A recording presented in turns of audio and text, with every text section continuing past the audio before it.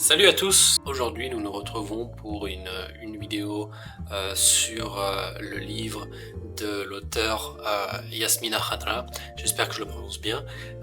Pour ceux qui ne savent pas encore, il a un nom de sonorité féminine, mais ce n'est pas une femme, c'est un homme, c'est lui, c'est cet homme, c'est ce monsieur-là. Aujourd'hui nous allons parler des hirondelles de Kaboul. Il me semble que c'est un des premiers justement de Yasmina Khadra. Son vrai nom c'est Mohamed Moulsehoul, mais je ne sais pas si je le prononce bien, en tout cas il est connu sous ce nom-là. Donc les hirondelles de Kaboul, qu'est-ce que c'est? C'est un livre au fait qui se passe à la fin des années 90 en Afghanistan sous le régime des talibans. Donc maintenant les talibans ils sont, j'allais dire avant, et en fait maintenant ils sont revenus au pouvoir, donc finalement rien n'a changé. C'est l'histoire de deux couples qui vont, alors il y en a un qui est un peu plus disons libéral, et puis il y en a un autre qui est plus conservateur dans leur manière de penser et d'agir. Mais l'élément déclencheur justement du livre, c'est que le mari, et puis ça c'est pas un spoiler, hein, bien évidemment c'est les premières pages, il marche dans la rue et puis il voit qu'il y a une lapidation qui se passe justement en public, hein, c'est l'événement. Ce qui va se passer au fait, c'est qu'il va se saisir d'une pierre, il va la jeter sur la femme, qui va l'atteindre justement à la tête. C'est le but. Quand on lapide quelqu'un, hein, tristement. Le simple fait de commencer le livre comme ça, ce qui est très intelligent de la part de l'auteur, c'est de montrer que, au final, qu'on soit extrémiste ou qu'on soit un peu plus libéral ou qu'on n'ait pas forcément une haine contre l'individu, dans le cas-ci c'était une femme, d'ailleurs qui est, hein, bien évidemment, qui est couverte d'une burqa, ça démontre que même si au final on n'est pas d'accord ou bien que ça ne nous intéresse pas ce qui se passe dans la vie, ce que les gens font, et bien qu'avec l'esprit de groupe, on peut faire des choses qu'on peut regretter dans le futur. La preuve, parce que Mohsen, quand il rentre chez lui, il fait la confession à sa femme. Donc ce couple rêve, c'est de vivre dans un Afghanistan, dans un pays libre. On a le droit à l'éducation, on a le droit d'écouter de la musique dans la rue, enfin on a le droit d'écouter de la musique. On a le droit de faire de la musique. Je vais pas dire grand chose sur le rythme, la structure, puis la cohérence, parce que pour moi, dans un livre de 140 pages, forcément, il y a pas beaucoup de moments qui sont... je veux pas dire que il y a des passages dans les livres qui sont écrits pour rien ou bien pour remplir le vide. Enfin, si, dans certains livres, il y en a. Mais dans celui-ci, il y en a pas. Chaque page compte et chaque page a son importance et son détail. Donc d'un côté, on a l'histoire de Mohsen et de Sunaila, et de l'autre côté, on a donc le couple qui est un peu plus conservateur, disons. D'ailleurs, en fait, je rectifie, il n'est pas vraiment conservateur, parce qu'au fait, Atek est un ancien Moudjahidine qui est maintenant, il me semble, geôlier dans la prison de femmes. Sa femme, Moussalat, est malade je crois qu'elle a une maladie du sang ou quelque chose d'assez grave, donc il lui reste très peu de temps à vivre. Et puis pour ceux qui ont lu le livre à la fin, vous savez comment ça se termine. Pour résumer les personnages, je dirais que Moussalat, c'est une femme qui je peux dire qu'elle a perdu l'espoir de vivre, mais quand on est atteint, bien évidemment je le suis pas, mais quand on est atteint d'une maladie incurable et qu'il ne reste plus beaucoup de temps, on n'a pas vraiment la motivation de planifier de grandes choses. Leur appartement, c'est un bordel, il y a des assiettes, il y a des vêtements qui traînent par terre partout dans le salon. Mais il y a un jour où Atek, son mari, va rentrer et puis il va trouver tout clean d'une manière ou d'une autre. Ça va l'énerver. J'ai l'impression que ça le fait chier parce qu'au fait, sa femme, c'est comme si elle jouait un peu le rôle d'une martyre, puis peut-être que lui ça le saoule. Enfin bref, j'en dirai pas plus sur Moussalat, même si c'est un des personnages, c'est la personnage qui m'a ému le plus dans le livre. Atek, lui pour le coup, je pense que c'est celui qui a le plus perdu espoir pour l'Afghanistan. Il survit, il vit pas vraiment, il survit parce qu'il passe sa vie à envoyer des gens, des femmes au casse-pipe. Donc il n'y a rien vraiment de très gai qui se passe dans sa vie. Et puis il me semble qu'il n'est pas très ami de son supérieur. Ils en ont fait un film que j'ai vu et qui est très bien d'ailleurs. Le style d'animation est génial. Il est très beau visuellement. Ils ont gardé la même histoire. Ils ont bien été fidèles à l'histoire, malgré que il y a certains moments qui arrivent différemment, disons, dans la chronologie du livre par rapport au film. mais rien de vraiment très majeur. Il y a un seul truc qui m'a dérangé dans le film, c'est qu'ils aient changé la fin. Pour moi, la fin était vraiment parfaite, et la manière dont ils ont fait la fin dans le film, ça m'a un peu perturbé. Enfin bref, c'est pas le point. Je dirais que le livre, en termes de niveau de lecture, si vous savez pas à quoi je me réfère quand je dis les niveaux de lecture, allez voir ma vidéo sur les fabuleuses aventures d'un Indien, machin, où j'explique qu'est-ce que c'est les 4 niveaux de lecture, le niveau 1 jusqu'à 4. Là, je dirais que c'est entre 1 et 2, peut-être 1,5. L'auteur utilise des mots qu'on entend pas forcément dans la vie de tous les jours. Par exemple, le mot kakoshi, moi je ne savais pas ce que ça voulait dire, et puis je l'ai appris quand j'ai lu le livre. Donc il faut avoir un minimum de culture générale, et puis il y a aussi un minimum de culture générale sur ce qui se passe aussi, enfin sur ce qui se passait à la fin des années 90 en Afghanistan. Mais sinon, il se lit très bien, très vite surtout, et la conclusion est triste, mais belle. Enfin, pour ceux qui ont lu le livre, vous savez de quoi je parle. Mon ressenti personnel, c'est un livre qui m'a marqué du haut de ses 140 pages, pour, j'allais dire sa simplicité, mais même pas. C'est un livre qui choque quand même pour ceux qui savent pas ce qui se passe en Afghanistan, et puis ce qui se passait dans les années 90 doit probablement être la même chose qui se passe en 2026 de nos jours.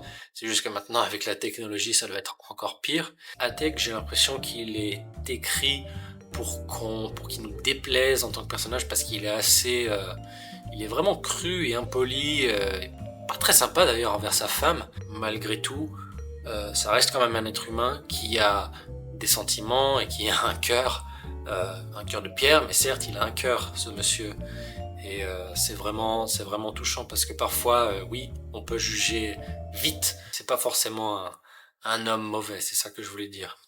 La note que je mets à un livre, c'est un A, tout simplement parce que je pense que l'auteur maîtrise son sujet 100%. Le message du livre est profond et fait résonner. Et puis, ce n'est pas une fin Disney, c'est pas une fin oh ok, tout va bien, où on a une lueur d'espoir. Je vais développer un peu plus dans la partie spoiler.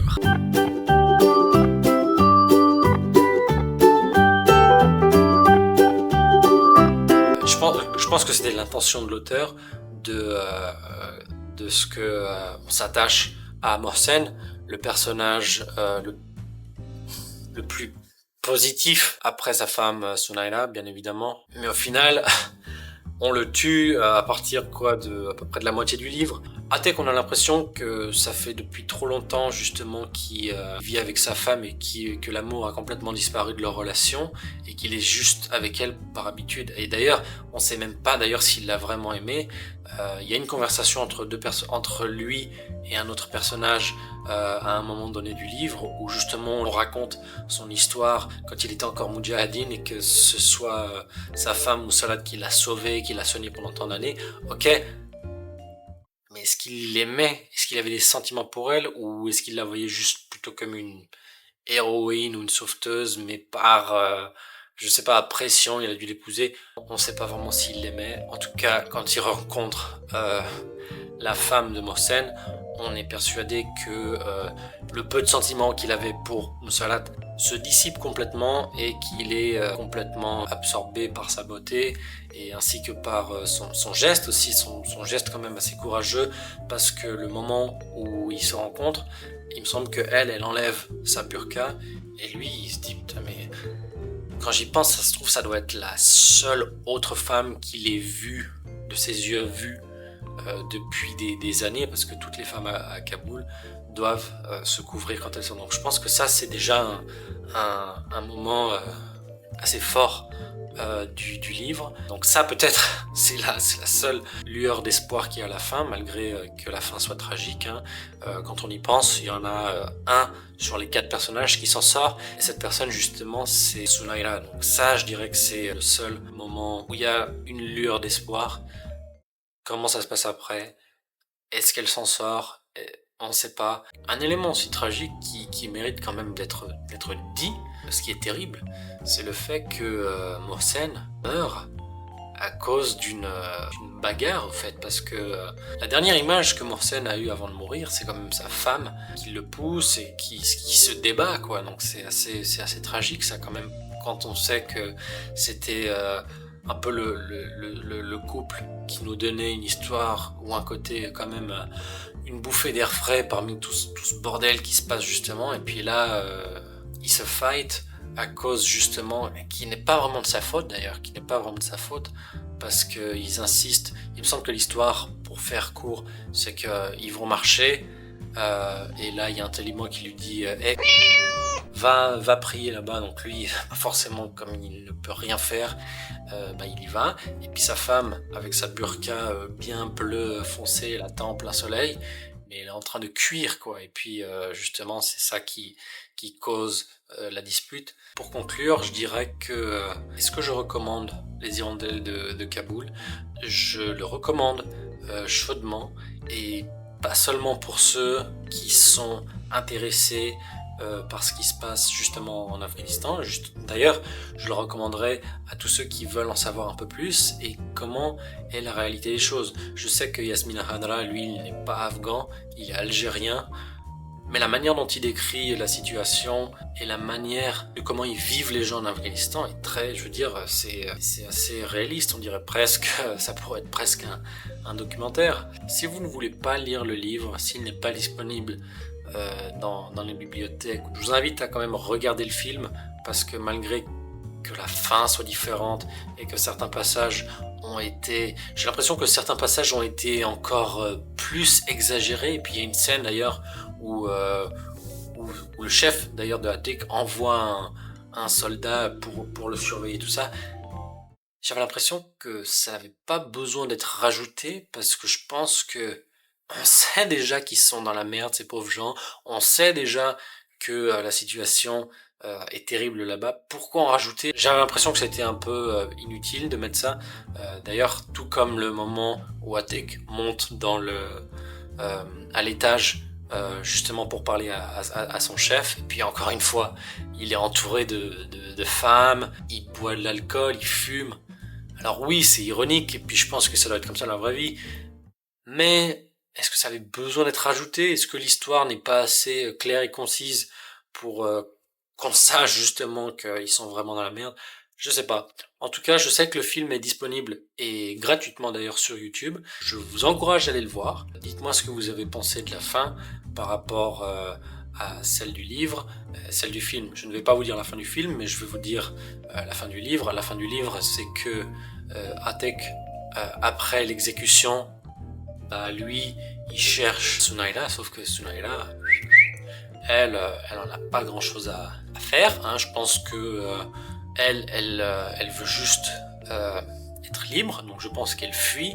Et puis lui, il me semble qu'il devient complètement fou, et il regarde, il cherche, il soulève le voile de toutes les femmes qui croisent dans la rue, sauf que là on le lynche, et il est mort en public, quoi. Donc une fin très gaie. Fin différente du film, mais je pense que la fin du livre est meilleure que celle du film. En tout cas, vous me dites si vous êtes d'accord ou pas d'accord. En tout cas, j'espère que ça vous aura plu, et si vous avez des recommandations de livres à me faire, n'hésitez pas à le dire dans l'espace commentaire. Sur ce, je vous souhaite une bonne journée ou une bonne soirée, et à bientôt.